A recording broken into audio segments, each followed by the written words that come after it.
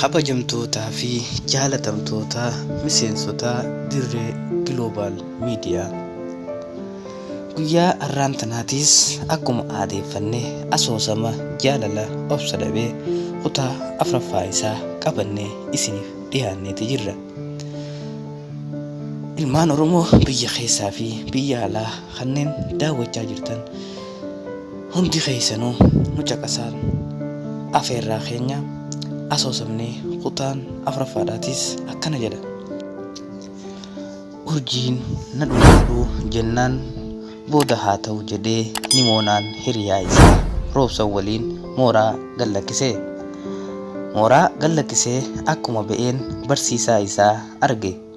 Barsiisichi ati ofumaa dadhabda manni barumsaa si fudhatu hin jiru jedheen. Lakkii obboleessi koo wanti hunduu akka xumurame natti himeera. Anis dhaqee daree barnootaa filadheera. Kan na hafe barumsa jalqabu qofaa jedhe. Barsiisichis seeqee sitti fakkaate jedhee sokke. Nimoonaanis rifatee maal jechuu barbaaddeetu jedhe. Kanumaan roobsan ati immoo kanuma waan hin taaneef dhiphatta. Isa dhiisiitii abbaa cungeen osoo nagaatti hin jedhin deemuufi ati jedheen. Abbaan cungee waardiyaa mooraa sanaati. Nimoonaanis fiigichaan gara ulaa sanaatti ol deebi'ee abbaa cungee taa'ee wallisa. Solonee yaa solonee gaafa cidhaa kee mana hin turree gadoo keessaan turee abbaa cungee niitii fuutaniitum jedhee roobsan.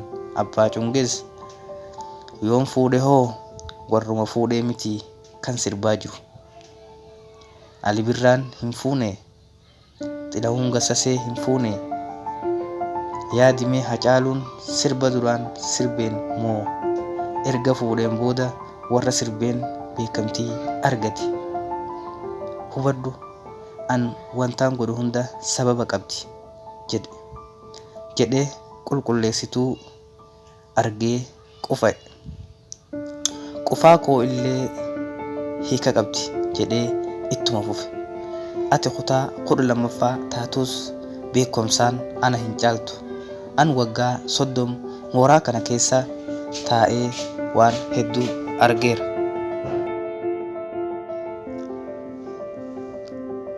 Obboleessi kee inni margaa jedhan abbaa garaa sun illee na kabaja. Maal godhe inni? Garaa isaa qofa. Ati immoo arraba qofa taatanii maatiin keessan nama dhalchan osoo hin taane kutaalee qaamaa dhalchan jedhaniin. Nimoonaan kolfa dheeraa kolfe. Roobsan aaree kophaa isaa taa'ee barsiisaa jira.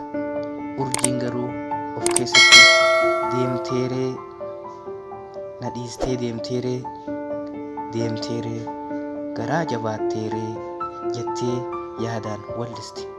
Hundumtuu urjiif gaddaniiru. Maatiin urjii bitaa itti gallaan mana barumsaa dhaqanii sagalee intala keenyaa erga dhageenyee torbeewwan darbaniiru. Rakkoon uumame yoo jiraate nutti himaa jedhanii daariktarichis isin tasgabbaa'aa nuti itti baantu keessaa biirootti waamamee dhaqe. Nimoonaanis dhiisee biiroo seene.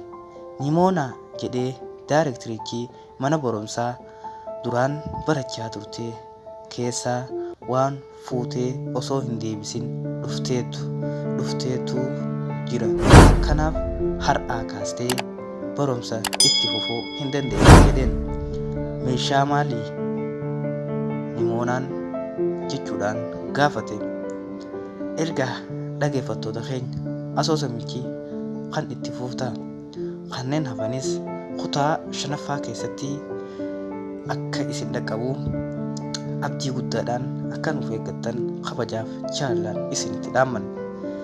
Egaa guyyaa har'aan tanaa asoosamichaa barreessee sagaleessuudhaan kan isin biraan ga'e an barataa Abdulwaasii Mahammad Kamaal.